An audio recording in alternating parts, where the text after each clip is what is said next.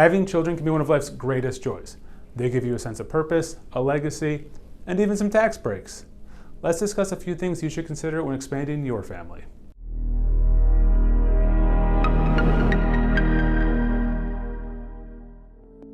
We have 2 young kids, Evie and Theo.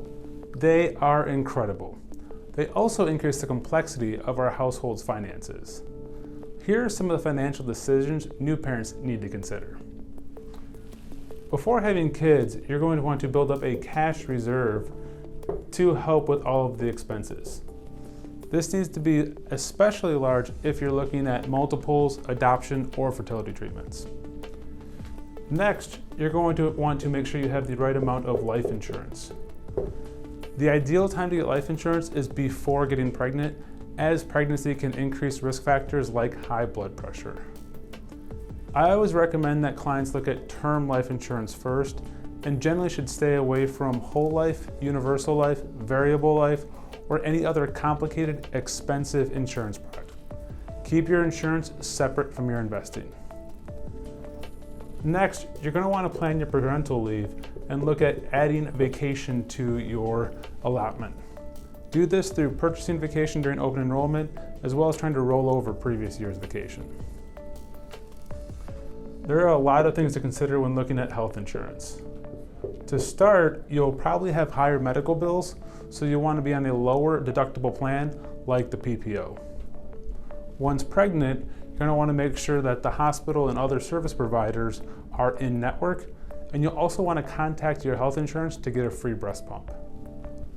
And lastly, let's talk about daycare. Daycare is expensive.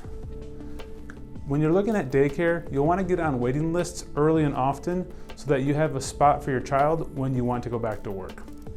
Additionally, use the Dependent Care FSA once you know when those expenses will occur.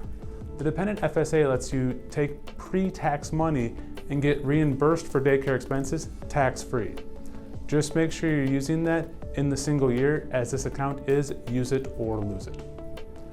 Okay, now let's talk about after the baby's arrived. Hopefully everybody's happy, healthy, and not too sleep deprived.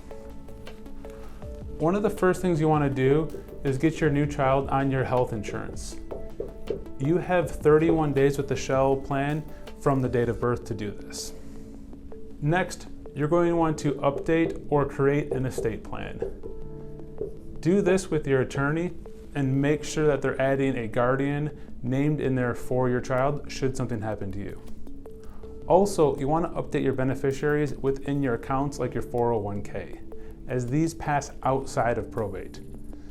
You don't want money that you intend for your children to be going to your mother. Next, you want to look at your tax withholding on your paycheck.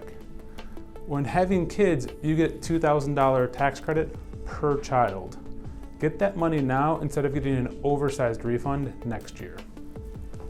And lastly, you're going to want to apply for a Social Security number and start saving for college. Check out a previous video of mine on super funding college savings to help you get a head start on that.